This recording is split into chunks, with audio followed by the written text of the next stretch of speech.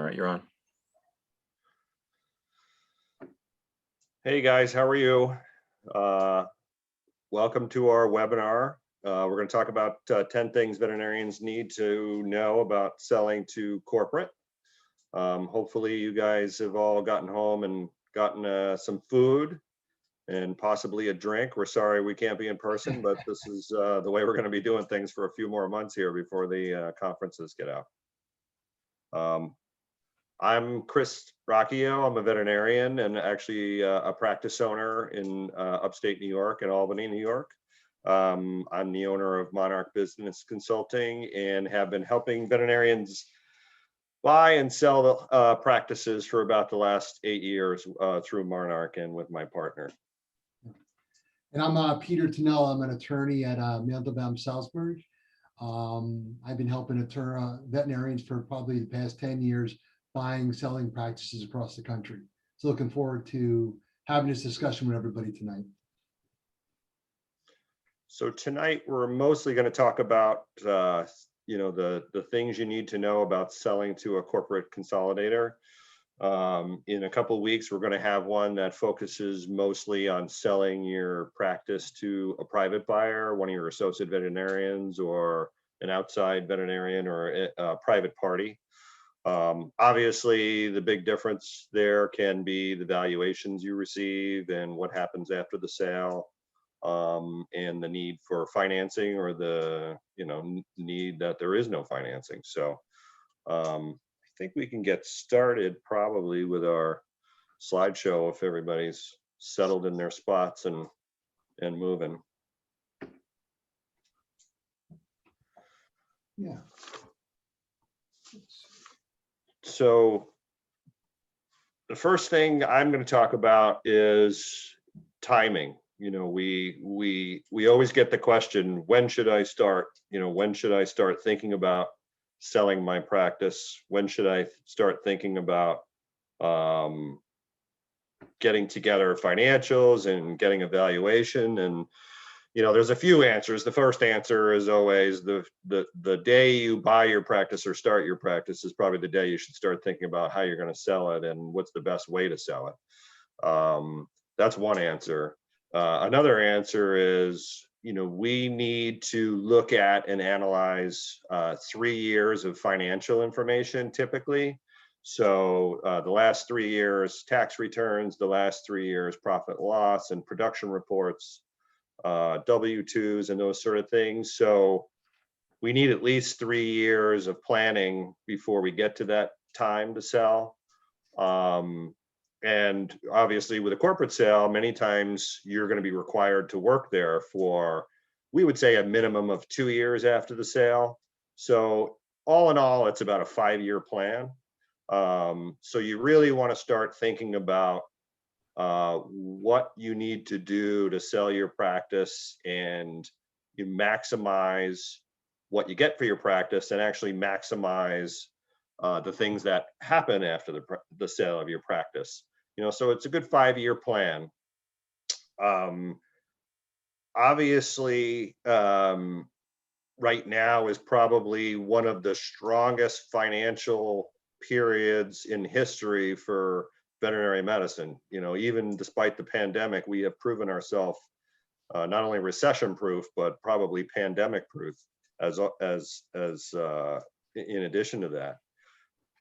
We are definitely in a bubble right now. We are in a very strong period where corporate sellers are paying huge amounts of money for our practice. So this is as good a time as any, and we're not sure how long this bubble is going to last. Could it last for another 3 years? Could it last for another 5 years? It's hard to say. Right now, interest rates are very low. If interest rates go up, we think that might have a negative effect.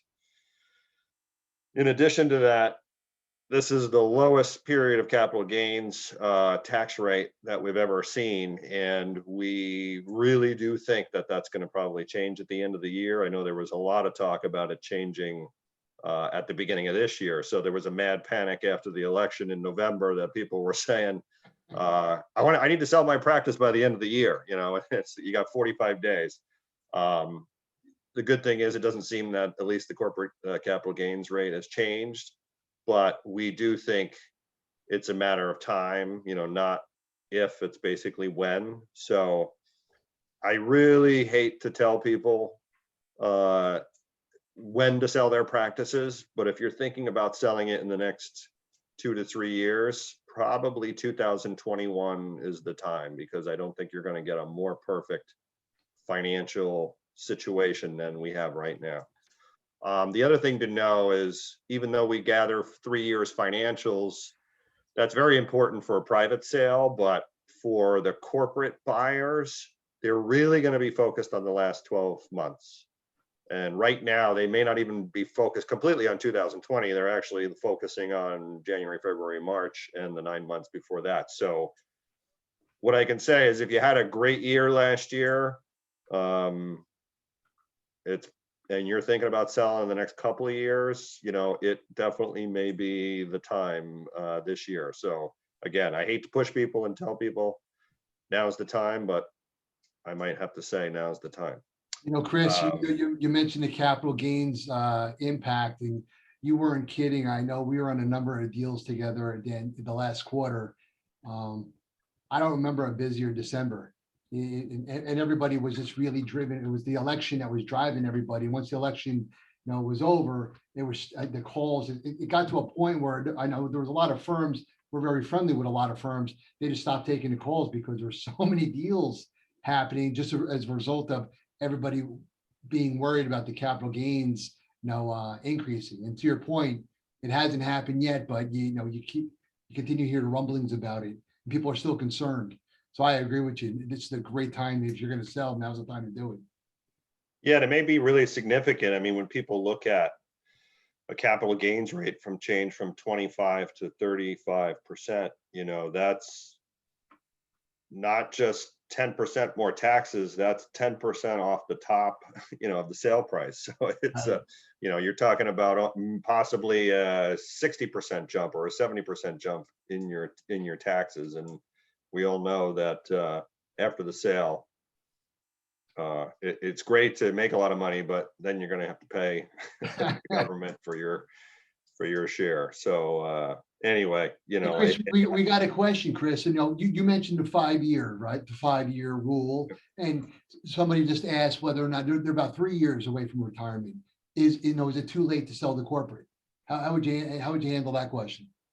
Oh, it's never too late. If you decided today to sell and hired a good team, we would probably close, even with a huge process that we'll talk about later that we do, where you take 10, 11 corporations through and run a process of bidding and everything.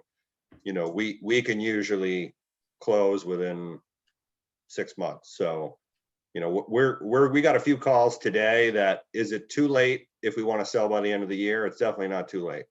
If you call me in September, probably it may not be too late, but we're going to rush the process so bad you're not going to get what you deserve for your practice. So right. I think we got a few more months left before I can say it's not too late. But it's, as you get that mad rush, and we got the same thing at the end of last year. People who were dragging their feet all of a sudden in November, after the election, are going, can we sell our practice by December 31st? And there's no way. Right. So. Right. And when you say how long did the process take, obviously there's a process before I get involved as the attorney that kind of leads us to when it gets to my area. Typically what I see, here you see, 3 to 6 months which is, for a time period. What I typically see, by the time the deal gets to me, the letter of intent has already been negotiated. Chris's team has worked with the potential seller and really hammered out, who your buyer is going to be. And usually the terms of the letter of intent have already been negotiated. I get that letter of intent. And then from the time we get that letter of intent, usually on the corporate sales, I would say, somewhere 45, 60 days closing. It's a pretty tight time frame. As we point out here, it is much shorter than a private sale. The corporations, it is I would say a well-oiled machine. They have their documents in place. There's a system in place. Once counsel is retained by the seller, usually there's a kickoff call with counsel for the corporate buyer. And once you have that kickoff call, usually we get the deal documents just get dropped on us. So we can start reviewing them with our client and obviously, with Chris's team. So it is a much shorter time frame and much more organized. It starts with a letter of intent. It's that letter of intent, non-binding, except for there is an exclusivity provision in there. So once you as a seller sign that, what you're telling the buyer is, I am focused on you for a period of time. And whether that period of time is 60 days, 90 days, 6 months, in order for the parties to move forward with a transaction. So you cannot be soliciting or entertaining any other offers once that LOI is signed. That is the only binding provision in that LOI. And I always look at the letter of intent. It really, although it's non-binding, it gets the parties mentally ready for the sale. They've all agreed upon the business terms of the deal. And then we take that letter of intent and that gets incorporated into, as you see here, the purchase and sale agreement. 95% of the deals are asset sales, meaning you're selling your assets to the buyer, that they're not assuming any liabilities or obligations unless it's specifically set forth in that agreement. Talk about the allocation. The good thing with corporate, what do you say, Chris? 90% typically of the purchase price, 85% allocated towards goodwill in a corporate sale? Yeah, definitely. Yeah, I mean, most of what we're selling in veterinary medicine is goodwill, which is, basically a hope and a dream, I guess, if you look at it. It's, but the good thing about that is those are all capital gains. So, right. And in a private sale, where the buyer is typically looking to take that purchase price, let's say it's $1 million, they want to push as much as that towards the furniture, fixtures, and equipment so they can depreciate that asset. And you, as a seller, you've already depreciated all your furniture, fixtures, and equipment. So you're going to recapture that, and any monies allocated towards furniture, fixtures, and equipment are going to be taxed at the ordinary income rate as opposed to capital gains rate. You don't have that on a corporate sale. Also, what you'll end up having, one of the documents is your employment agreement. We can get a little more detail about that a little bit later. You're going to have a covenant not to compete. That's going to be in any sale. But here, it's in the covenants are reasonable. They're enforceable, provided that they're reasonable in the time frame. Usually, I'd see 3 to 5 years from the time of the sale. And in the radius, it's just going to depend on where your practice is located. If you're in the city, it's going to be a block radius. If you're in the suburbs, you're looking, maybe it could be 15, it could be 20 miles. It's just going to depend. And then what's going to be handled with the real estate. Most of the time, I'd say most of our clients own the real estate where the practice is located. So there's going to be a lease that we are going to work with the client to enter into with that corporate buyer. And most corporate buyers have a form of lease that they're comfortable working with, that they'll provide to us. And then we work within that time, within their document, in order to make sure that we have the terms and conditions in there that are acceptable to our selling client. And then the only caveat to how long the process takes, I'd say 45 to 60 days to close the transaction. Everything's moving along in the ordinary course. We're going to talk a little bit more about joint ventures a little bit later on, but if it's a joint venture type of structure, those are a little more complicated, and those I find those take a little bit more time, but not much. You're talking maybe another 30 days on top of it. They still move along, but it's just a more complicated structure, and it requires more documents for the deal. So I think that's the only reason why it takes a little more time to do those types of transactions.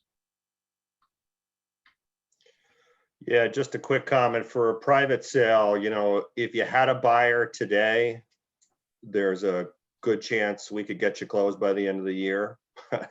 But they really take long because the other party doesn't know what they're doing. So in the corporate sale, you're dealing with somebody that's already bought, sometimes 10 or 100 or 500 other practices. So they're ready to go. And obviously they want, to move quickly. So it happens a lot faster, but private practices, private sales, 6 months is awesome.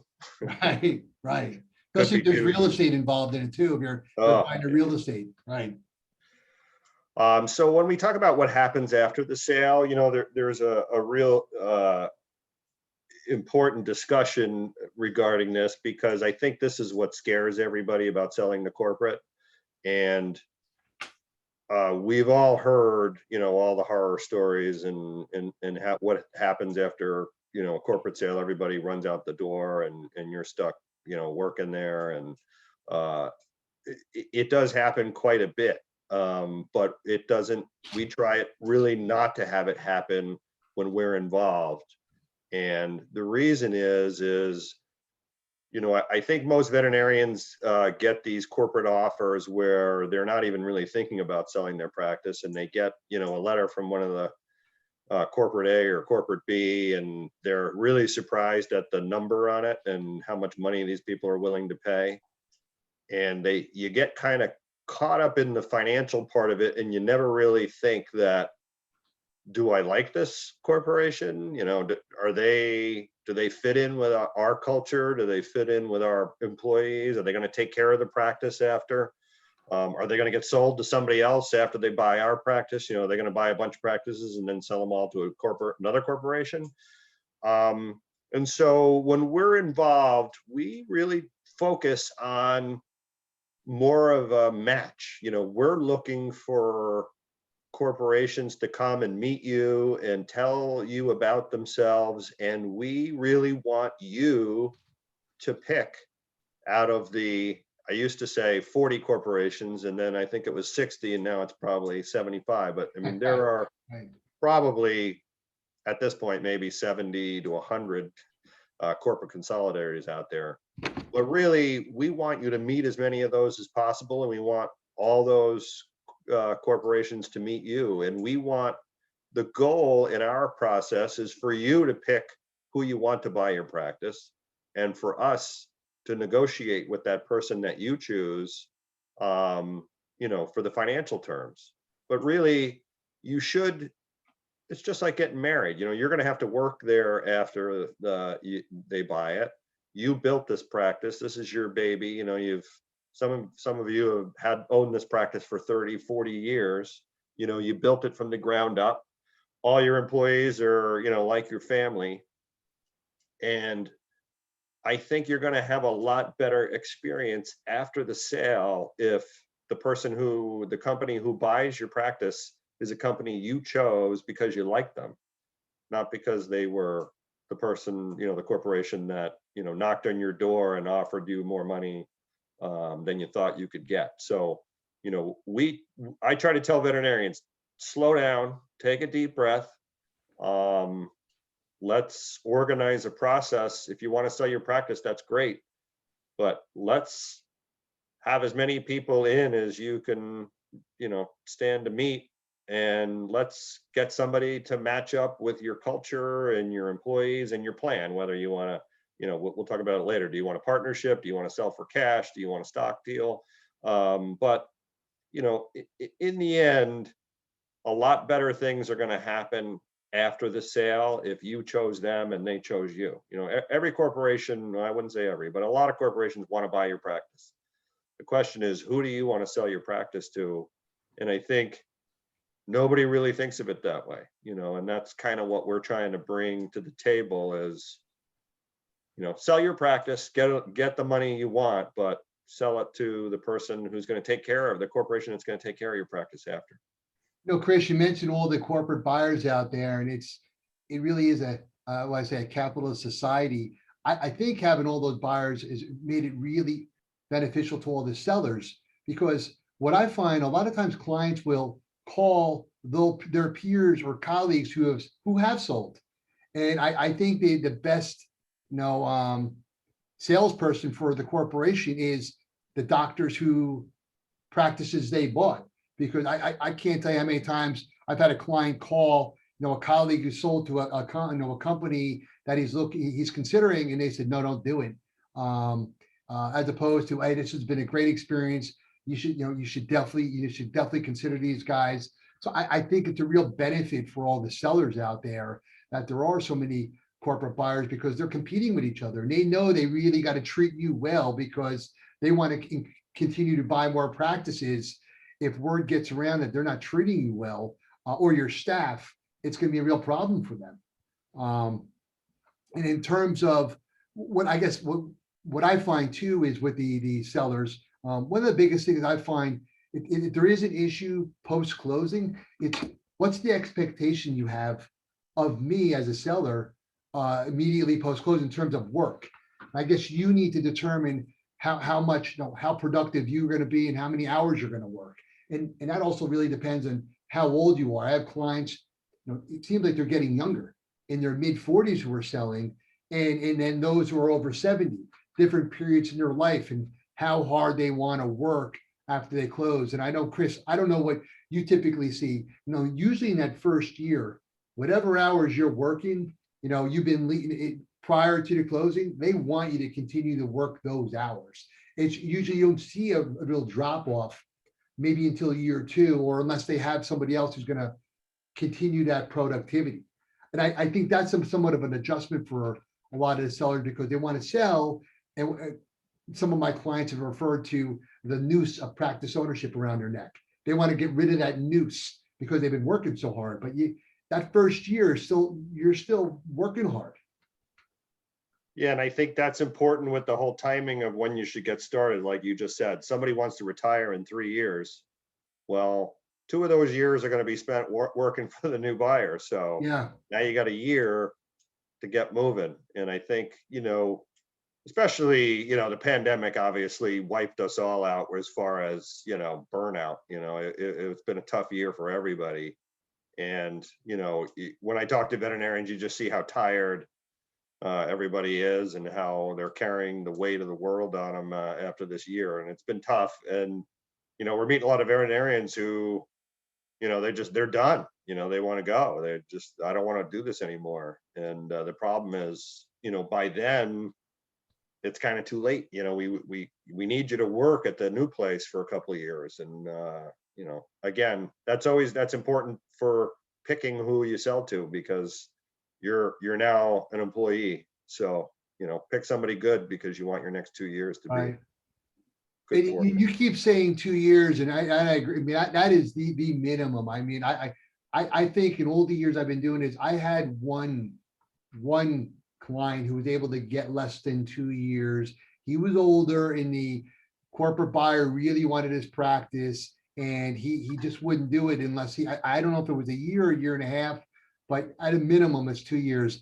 I had a client recently, I was just looking at it. He was considering a number of different corporate buyers, and that one of them actually had offered, a 5-year initial contract. And he's an older gentleman. I said, you don't need to do that. I go, if you want 2 years, start on 2 years. And even some who has asked for 3, what I've seen in year 2, if you want to give notice that you don't want to work anymore after year 2, so long as they can find an adequate replacement to continue that productivity, then maybe, you can get out at 2, even if they want you there for 3. So there's some flexibility there. But yes. Yeah, I mean, I think the more you commit to working there, the longer you commit, obviously maybe the higher price they're going to pay. Because Yeah. if you just want to work 1 year and you're a 2-doctor practice, they're thinking, well, we can't pay a lot of money because you're leaving, and we don't even know about the associate, but if they're going to leave. So Right. obviously the least useful you are to your own practice, the better. I'm completely useless at my practice. So, it's a good, they're not going to want me to work there after I don't see clients right now. So It's a great point you bring up. You almost get penalized for being a really hard, big producer, or working hard. I know we're joking about it, but because you got to fill those shoes. Yeah. Yeah.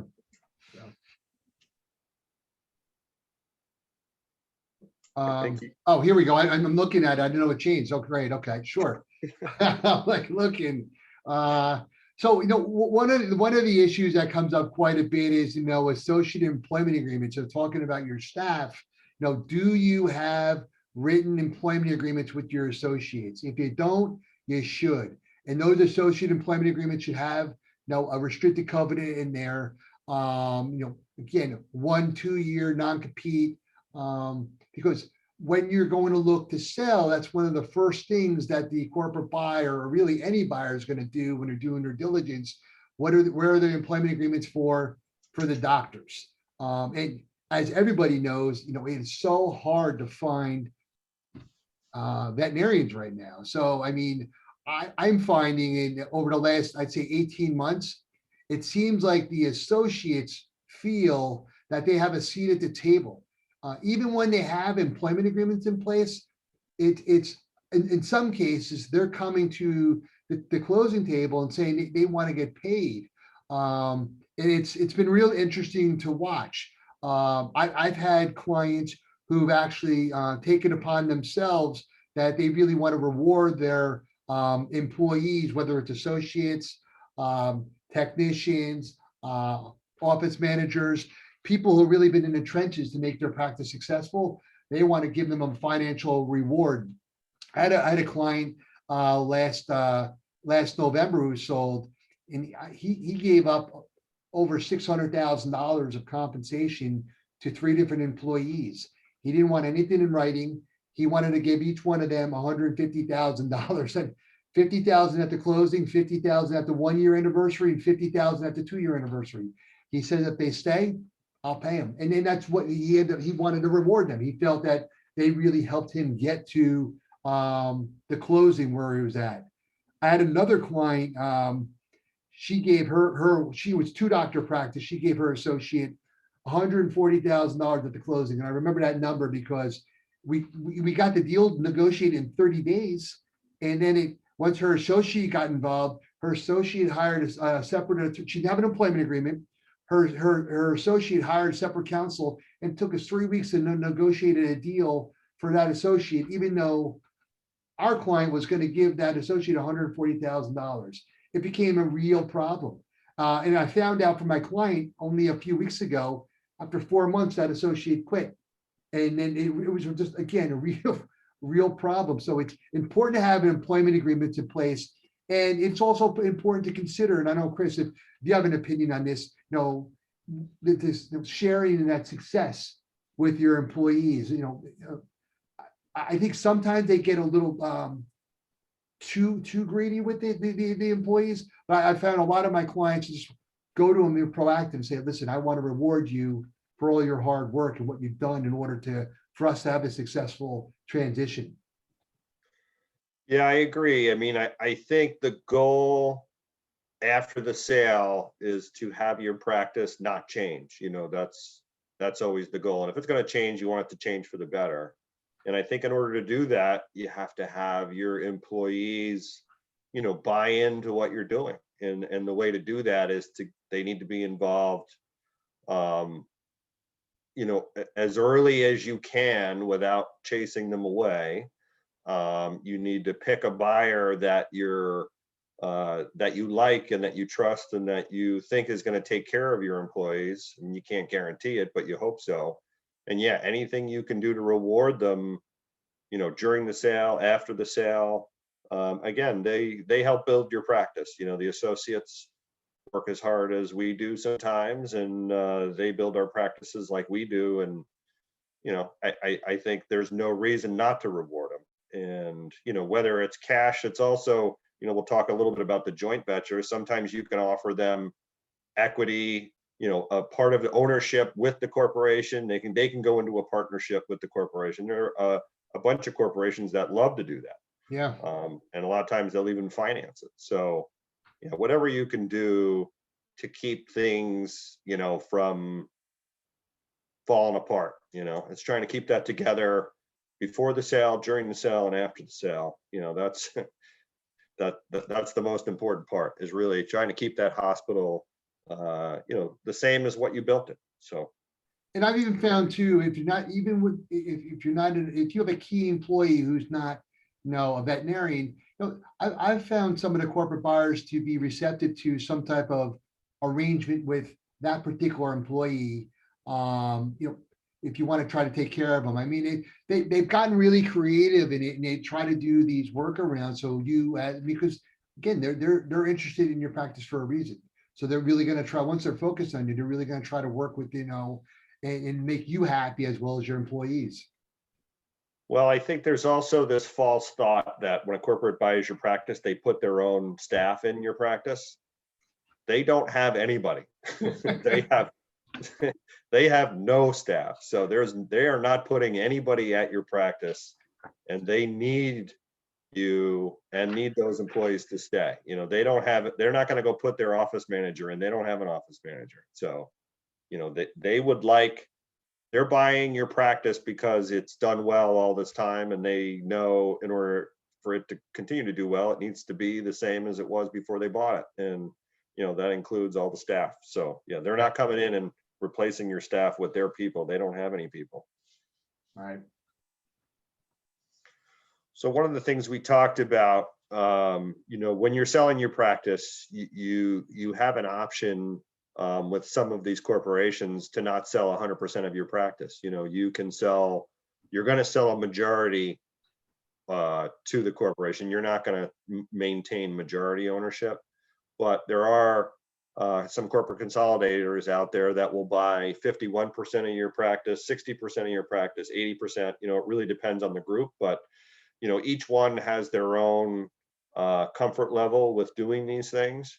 And if you're ready to sell, or you want to take advantage of the bubble and capital gains, but you are looking to stay involved in the practice for, I would say, a minimum of 3 years. Yeah. It's not really worth getting into a partnership and then in 2 years you take off. But if you're going to stay for 3 years or 5 years or 10 years, it makes a lot more sense to go into a partnership with them than it is to sell 100% of your practice and work for them, for a veterinary salary. You're going to get the same salary that everybody else does, for the next 10 years. So, what that looks like is, say, your practice. The other thing to think about is when the corporate comes in, they're going to make your practice more profitable. So if you have some profitability issues, and so the value of your practice isn't very high, it may make sense to sell part of it now to a corporate partner and then have them kind of increase your profitability. And so when you sell the remaining 40% or 50, 49% or 30%, you're going to get a lot higher valuation on the way out. So this is a simple example, and we don't need to beat it to death, but we're just kind of looking at, if your practice is making $200,000 profit, and we're just being very simple here and saying that the value of your practice is 5 times that and $1 million, obviously we're getting even more value out of these practices than 5 times. But let's just take this for simple reasons. So you sell 60% of it for $600,000, but you maintain 40%. And so each year you're getting your veterinary salary somewhere in the, 100 to 150,000, but you're also sharing in the profits of the practice. So your 40% ownership, you're getting $80,000 a year for as long as you continue to own that practice. And, we're hoping that the practice will continue to grow. So if you own it for 5 years, anything that it grows is on top of that. And so in the end, instead of just getting $1 million for your practice and then, working for them for 5 years, you're continuing to profit share and getting that 80,000 a year. So in the end, when you sell your final 40% for 800,000, you're now getting $1.8 million. And so you're getting a lot more money for your practice because of the profit sharing and selling that in stages than selling it all at once. And there's a million ways to do this. And again, that's why we're involved, to try and help you through the different options and tell you which of the corporate consolidators out there like to do this. And when we try to get you, 8 to 10 offers on your practice, we try to include a couple of these so you can look at them and kind of see see how that works. Right. Those partnerships also can work with your associates. So you can sell 100% of your practice, but the corporation will give or sell 20% of it to your associate so that your associate will own 20%, and they'll loan them the money to do that.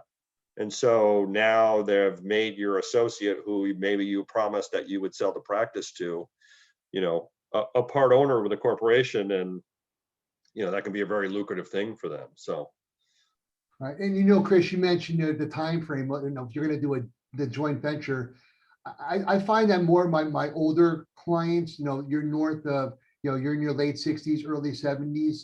It's not as attractive to them because they got they want to work maybe for another 2 or 3 years, and they have plans to retire. I find it's more and more of my younger clients, your mid 50s, your 40s, this is attractive because, when you can start comparing, like you said, the offers, when you compare apples to apples, you go, well, I can make a lot more money if I entered into this joint venture structure and with a particular buyer. And from my end, we talked about timing. The joint venture really it's you're entering into this partnership agreement with the corporate buyer, and they're not as I'd say receptive to negotiating their terms, but we are successful in some sense getting some of the terms negotiated, but they usually have a form of JV agreement that they like to use, and we work within it. And you're not married per se. You mentioned 3 years is a great point. One of the terms in that agreement is a put option, meaning usually you have a window, maybe at least 3 years, and then if you want to retire after 3 years, you can put it back to them and say, okay, I'm ready to exit out of here, and you can sell.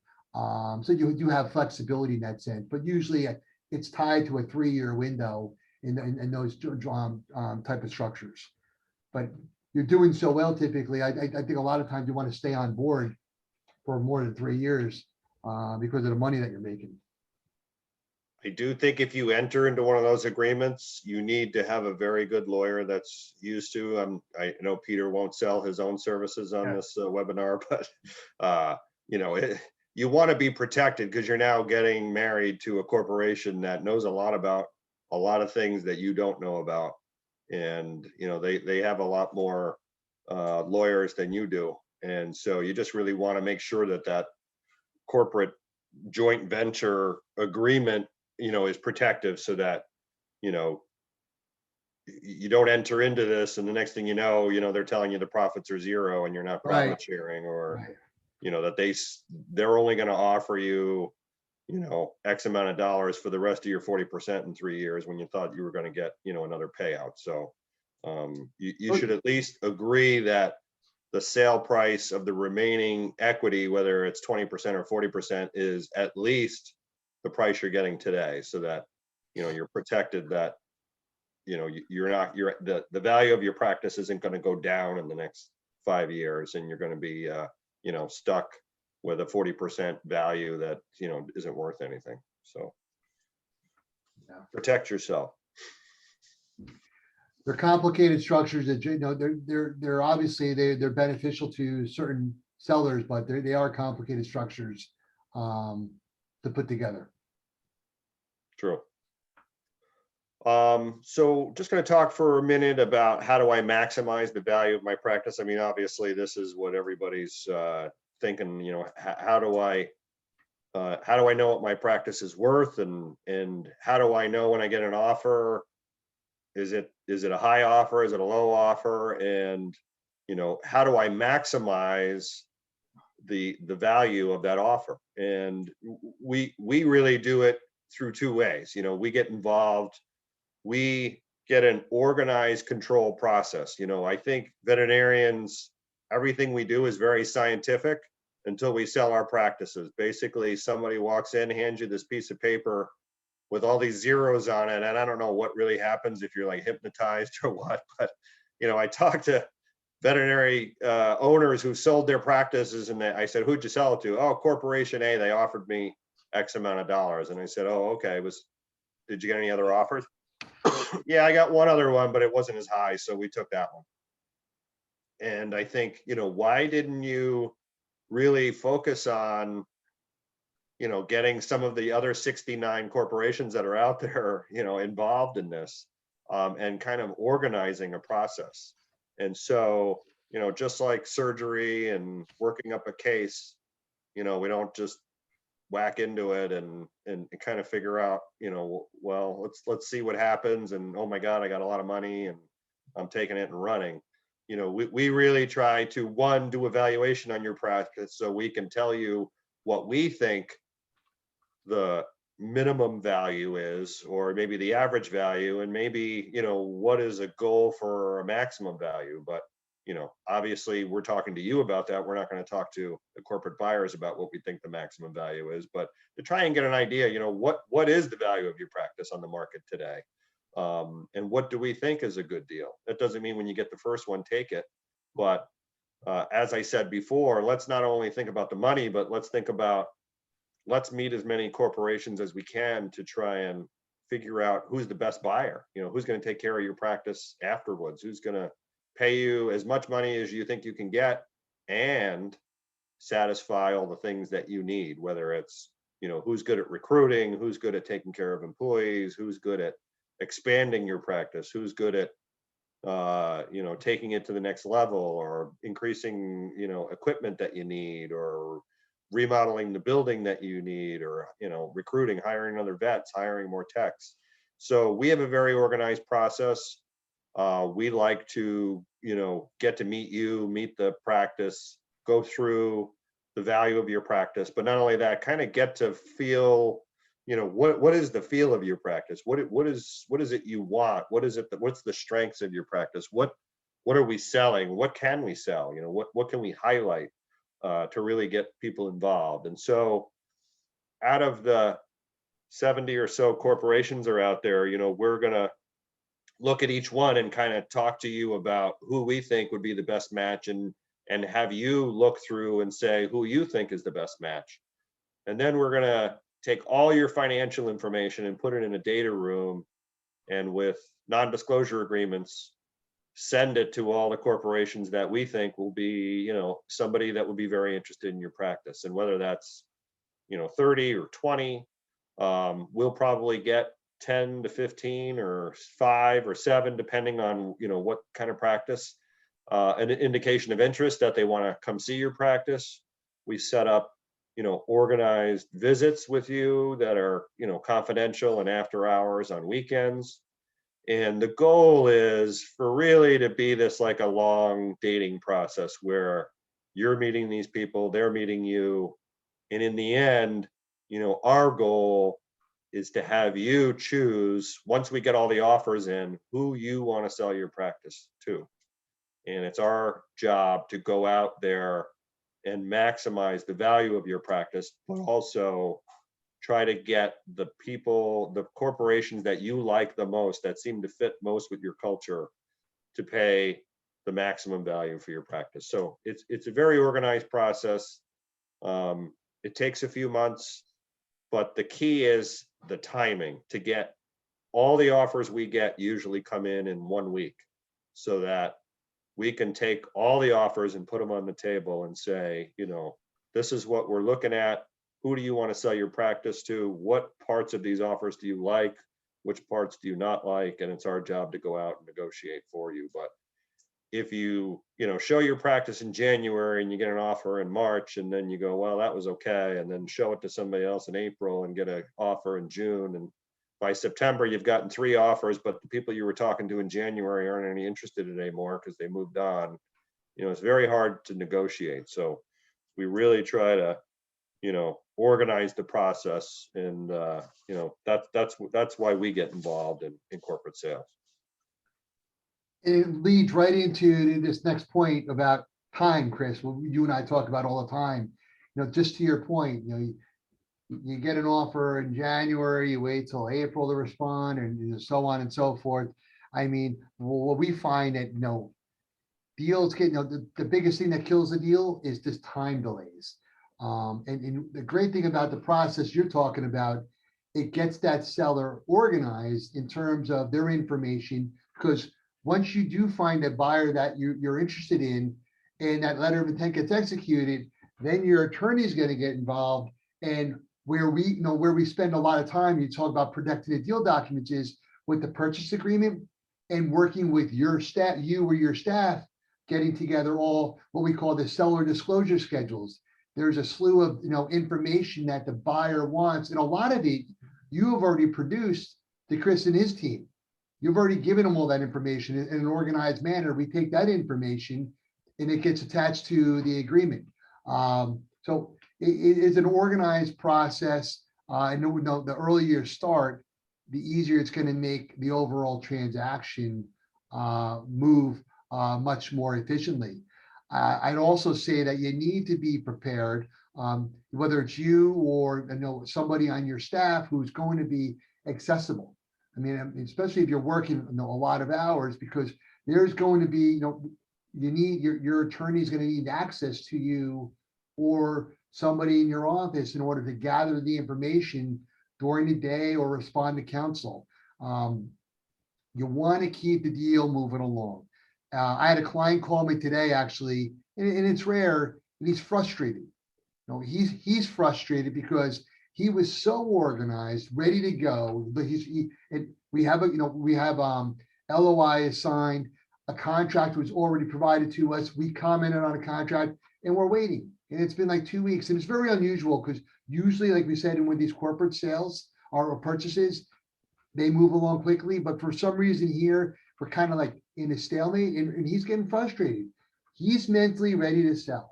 He is ready. He has everything, everything organized. We're supposed to close early May. He's like, I don't see that happening. We're still kind of moving around. So I reached out to the corporate buyer. I said, guys, what are you doing here? You're going to ruin all the goodwill you have with him. He's interested in selling. He's ready to go. You want to keep the momentum going once that letter of intent is signed and the contracts start moving around. It's a process, and it's one, whether it's us or whoever your attorney is, you want to keep the deal moving along. You don't want time to delay anything. Yeah, there was an article last year in one of the journals that I read that I thought was really interesting. And what the article said was that it's very common for corporate buyers, after they give you a letter of intent, to change the deal between the letter of intent and the closing.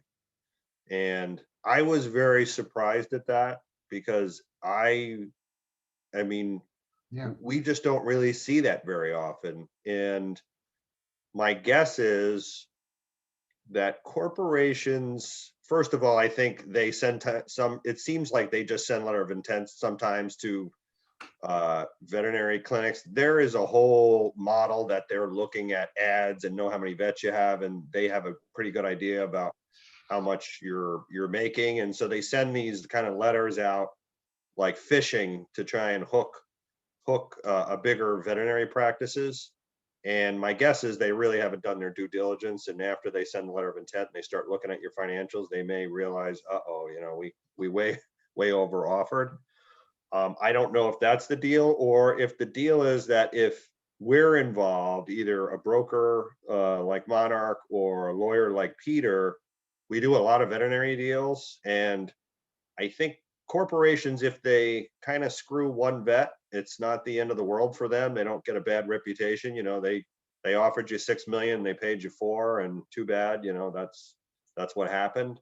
But if we're involved and they mess with us and change the deal on us, first of all, we're not going to stand for it. But second of all, we're not going to take them the next deal. We're going to say, stay away from those guys. Those guys offer people stuff, but in the end, they don't deliver. So that's one of those things I hear about.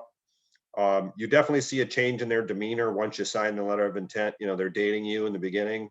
Once you sign the letter of intent, now they're hiring a third party to look through all your financials, and all the stuff we provided them, we have to defend and say, this is the true profitability. This, company is doing well. They are growing in the months that, we've been doing the dating process. So again, it's nice to have people in your corner that are going to defend you, because they're going to start tearing your financials apart and looking for, problems. And that's their job.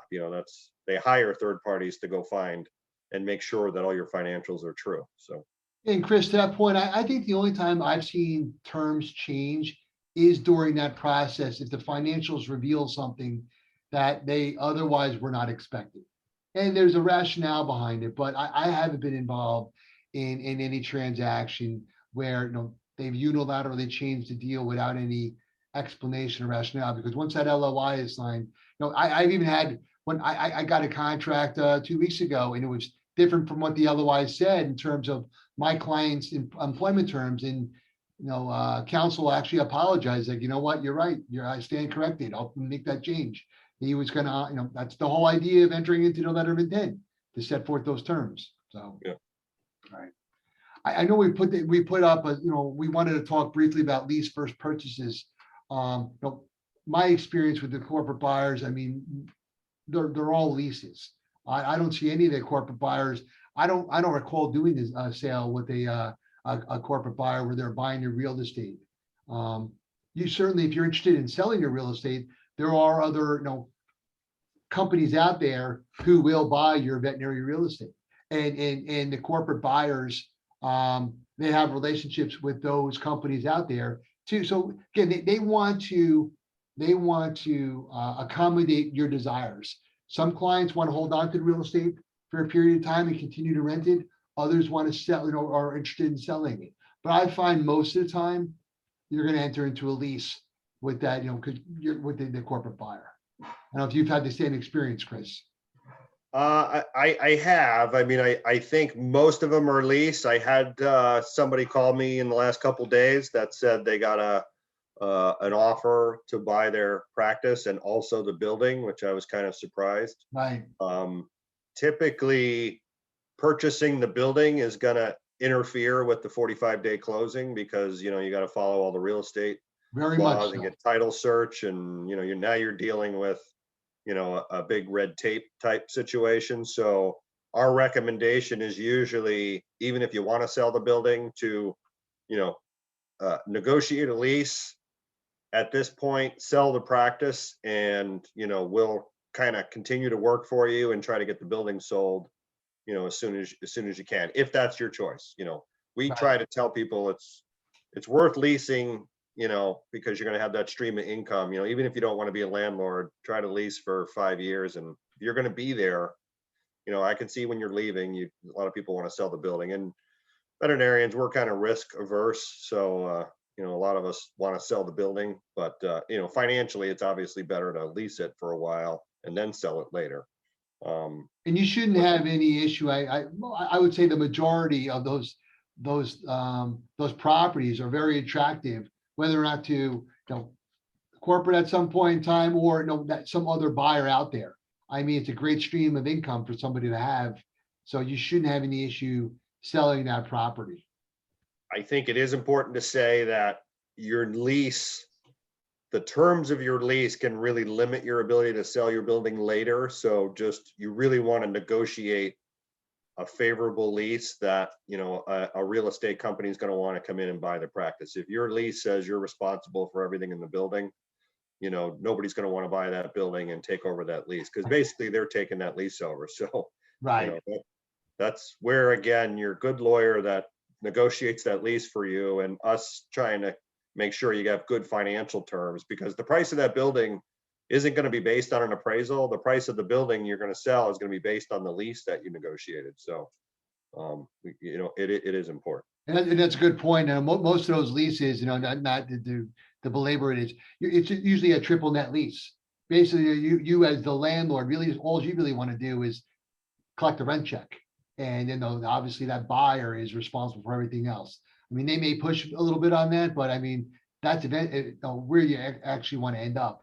And obviously with incremental increases every year on your rent. But yeah, it's a great point that you make, that release has, it's going to significantly impact the value of that building. One of the things just to talk about a little bit is that, most of us look at selling our practice and getting cash in the sale price. And there are, many times that's what happens. You get the cash at closing and it gets transferred to your bank and you're done. But there are many types of corporate offers that can come in, and some of these I would actually seek out in times, because some of these corporations, again, we talked a little bit about taking some, instead of cash, taking some equity in the practice and maintaining ownership in the practice, whether it's 10% or 20% or 30%, some sort of minority ownership, if you're going to be there long term so that you can continue to profit share. Some corporations will actually give you stock or equity in the parent company. And this stock can be very valuable, and we believe, have a very large upside. So, a lot of times we will negotiate on your behalf, trying to get a percentage of your sale price in stock in the parent company. And again, we don't recommend a huge percentage of that, but maybe 10% or 20% maximum, depending on your risk, your ability to handle risk, some stock in the parent company, because many of these companies are fast growing. They're in the veterinary industry that we know is right now in a boom. They're acquiring practices. They're doing all the things we did, 20 years ago or 15 years ago or 30 years ago when we, became veterinarians and bought a veterinary practice. So we do think that there is value in there. The key for us is to really get into that parent company and examine their financials and their backing, and how are they backed? What's the money? Where's the money coming from that they have? Who's their CEO? Who's the management? Who's involved? That's not only important for who buys your practice, but it's also obviously important if you're going to buy stock in that company. This stock is usually only sold to employees of the company or people who sell their practices. So it's not stock that you can buy anyway else, on the public market. Yeah, I find, Chris, I think every corporate buyer now, these are all the deals I come across, they always have as an option the ability to, for the seller to, acquire some equity, most likely in the parent company. And it's attractive for some sellers, but not for everybody. But I mean, they all offered in some capacity, which is it's another option that the seller can consider. Yeah, and that's where we're involved, to try and look at those options and make sure, we can't guarantee you the stock's going to go up. If I knew that, I wouldn't be doing what I'm doing. I'd be hosting a webinar on the Wall Street. But Right. we really do try to help analyze those options, because if you get 10 or 12 offers like we're talking about when we're involved, you're going to get very different offers. Half of those are going to be cash, but the other half are going to be a little complicated, for the average vet to look at who hasn't looked at this stuff before. Right. And again, another big plus is, maybe offering equity for your associate veterinarians, so Right. that, you get part of it in cash. Actually, sometimes you get all of it in cash, and the corporation is offering equity to the associate vets. So, no reason they shouldn't share in the payout in the end. So sometimes and again, not just the associate veterinarians, your office manager, your technicians, anybody you consider, that the corporation is comfortable giving equity to. So Yeah. And I think you said this at the very beginning, and it makes a good point just to kind of reemphasize, and why gather the right team? Again, it comes back to the timing. I think, from my experience, and I know working with you, Chris, and your experience, if you don't have the right professionals in your corner, I think it just delays the process, or it can just kill the process altogether. You want to have, the right team in place. Once right, like the individual who asked, is 3 years enough time? Yeah, of course it is. With the right team in place, you can. The deal will move along, and I think you'd be very successful to maximize your sale terms. But I think it's critical that you have, the right professionals who have the experience in working with these type of buyers and these types of transactions. Um, I dislike most lawyers. One of my partners and I, we talk about it all the time. I mean, especially when you get on a transaction and you pick up the phone and, the lawyer on the other side is, he's a friend's uncle at a golf club, or, he's a litigation attorney who dabbles in transactions. I mean, I know for us, with our experience, when we deal with a lot of the corporate buyers, attorneys, it's refreshing when they know us or a firm like us is on the other side of the deal, because this, we're going to be an advocate for our client and negotiate the best deal, but we're not going to be unreasonable. And we know, like they know, and like Chris's teams knows, the focus is on getting the deal closed. That's what we're getting hired to do. We want to get you the best deal possible, but we don't want to get in the way of your deal. We want to get you there. And having an accountant who understands what he's doing, somebody like what Monarch and Chris, it makes the process go much more smoother, and it's going to obviously maximize your sale terms. Yeah, I can't stress enough, and Peter and I have really no connection besides that we work together, and I don't even think we haven't even played golf or done anything together socially. So not yet. But I can tell you, our first questions when we talk to people and they're talking about hiring us is, do you have a lawyer yet? Because we want to know who that lawyer is and what their experience is, because we want to get a lawyer that's seen a bunch of these documents before, because they're 45-page purchase and sale agreements, and the last thing you want is your lawyer to sit there and defend a bunch of terms that don't mean anything. We want your lawyer to defend the important points in that document, not all the points in the document. There's always a few points in there that are going to need to be negotiated, but your lawyer needs to know which are the important things and which are not the things to sit there and bang your head against the door trying to get health insurance that the corporation doesn't even carry. It's just like you're negotiating something that the corporation can't even negotiate. They have to follow the rules as well, and it'll go a lot faster and a lot smoother. And the goal is, again, time kills all deals. So do bad lawyers. So There's always a lawyer joke in one of these. I just made that up. I'm sorry. That's okay. Yeah, I don't know if there's any questions from anybody. I don't see any other questions coming. Yeah, I think Blake said that he would entertain questions if there were anybody. So anybody feels free to ask questions, definitely send them through. Well, obviously, we're available and Peter is available, at any time. You have our emails, just email us with, questions, concerns, and it's a complicated process. Hopefully none of you have done it before, so it's your first one. And and I get a lot of veterinarians who say, can I just do this by myself? And yeah, you can. It's just like going to do spinal surgery when you've never done it before. You might do well.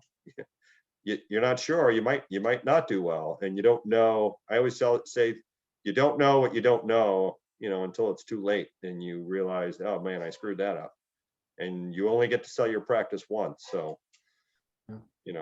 your practices are very valuable right now. And I think, everybody would be wise to try to get as much help as possible and make sure you're doing the right thing. Chris, one of the questions came in, and I don't know if it's for you or for me. How much does it cost to use you? That's for you, Peter. Oh, is that the lawyer? Is that for the lawyer? Always. I always tell clients, I definitely want to have the conversation about what the fees are going to be involved. It just really depends on the terms of the deal.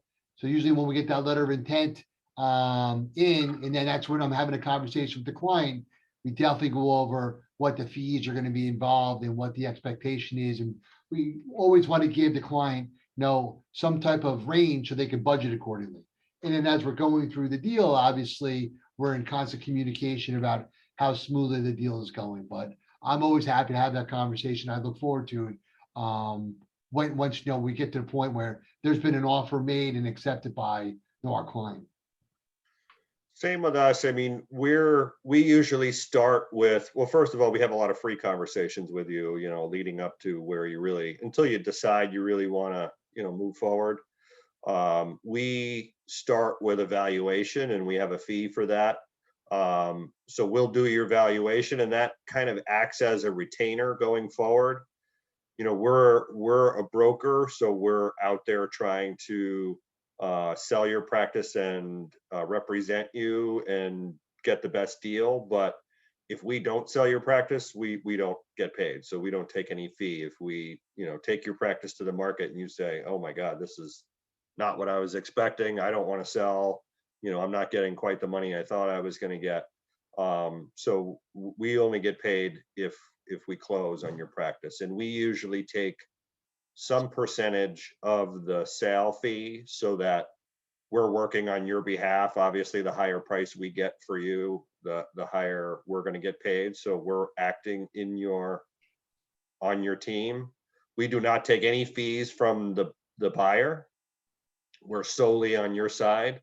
There are a lot of brokers that will take a fee from the buyer. The problem with that is they'll only bring buyers through who will pay their fee.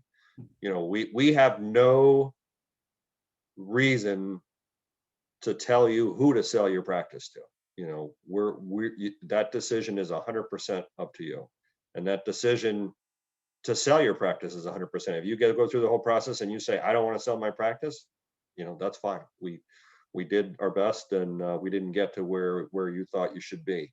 And so we're totally representing you, and we feel it's not a good idea to take a fee from the other side. That's just not the way we work.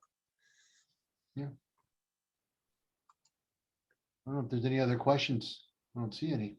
That's all we got. Yeah. All right. Well, Yeah. we're always available to take questions. Some of the things, just for my fellow veterinarians, this has been a rough year for most of us. You learned a couple things this year. You found out you are essential. You are important. You are needed. We made it through as far as we can so far through this pandemic, but we really proved ourselves, and we proved how important we are. And we also proved that our practices are very valuable.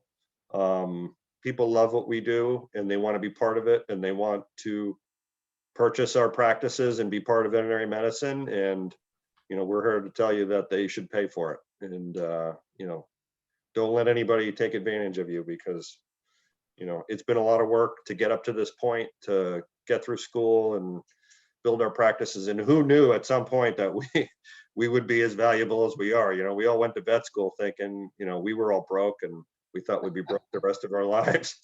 And now all of a sudden people are telling us our practices are worth all this money. Well, that's a great thing, but we deserve it, and make sure that you get what you deserve. Well, want to thank everybody on behalf of Chris and myself. Want to thank everybody for attending. Like Chris said, if you have any questions, please feel free to reach out to either one of us. We're always available. All right. Thanks, guys.